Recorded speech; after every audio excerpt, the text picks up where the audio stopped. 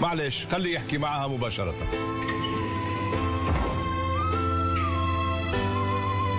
اقعد كويس، اعدل هيك، اقعد كده، وهي جالسة هناك. كلمها اللي عايز تقوله. خلاص. لوين رايح؟ انا عاوز دلوقتي افهم كل اللي انت عاملاه ده كله عشان ايه؟ عشان غلطت وجاي عشان تسامحني. اسامحك؟ يعني بعد كل ده؟ ما شاء الله، يعني اللهم صل على النبي، يعني الناس الموجودين والكاميرات وزماننا دلوقتي عيالك بابا اهو ماما اهوت عاملين قلبان في البيت الشارع. كل ده عشان ايه؟ عشان غلطت. يعني انت حاسه بالغلط بتاعك؟ ايوه. وجاي تاسفي لي؟ ايوه.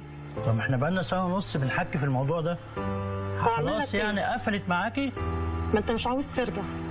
بصي انا زي ما قلت لك النهارده ثقي تماما ان خلاص عيالك، انت النهارده الصبح ودعتيهم وسلمت عليهم وكده وبستيهم من هنا ومن هنا، قلت لهم انا راح اوضح بابا وجايه لكم. لا مش تفضح بابا يا ابو احمد.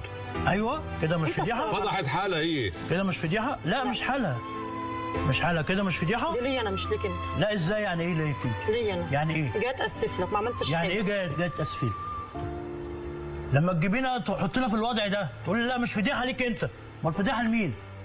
يا سيدي ايه ما لقت مكان تقدر تحكي وتنقذ هذا الموقف الا بهالاستوديو. انت لو عندك مخ، لو عندك مخ والنقاب ده على حق، وتقولي انا راجل بتاع ربنا اروح الجامع الازهر، بس انت مفيش، خايفه تخش الجامع. كفايه يا محمد. سلمت على عيالك خلاص؟ طيب مش هشوفيهم النهارده. كلمني شوي، صدقيني حكيني شوي. خلاص حكيت بدك تقول لي خلاص تعال. ماشي؟ تعال معايا. تعال معايا. يا محمد.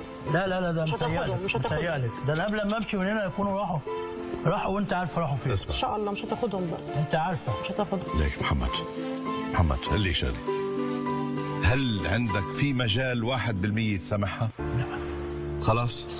مستحيل.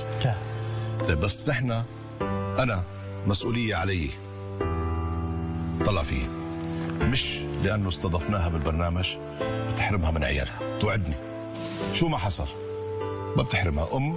مهما حصل، وهي لولا مش حاسه بالذنب وحاسه بدها تنقذ الموقف ما اجت امام هذه الكاميرات، الجمهور 300 شخص هنا وملايين الناس. بص اقول لسيادتك على حاجه سامع؟ بس ما كانتش. خليك معي. انا مش عاوز اسيب سيادتك وامشي. خليك معي. انا مش عاوز اسيب سيادتك وامشي. اللي هي عملته احرمها من عيالها ادبا ليها. عاوز تاخد عيالها نوديها محاكم، نوديها محاكم. طيب وانت عارفه محاكم معايا هتعمل ازاي؟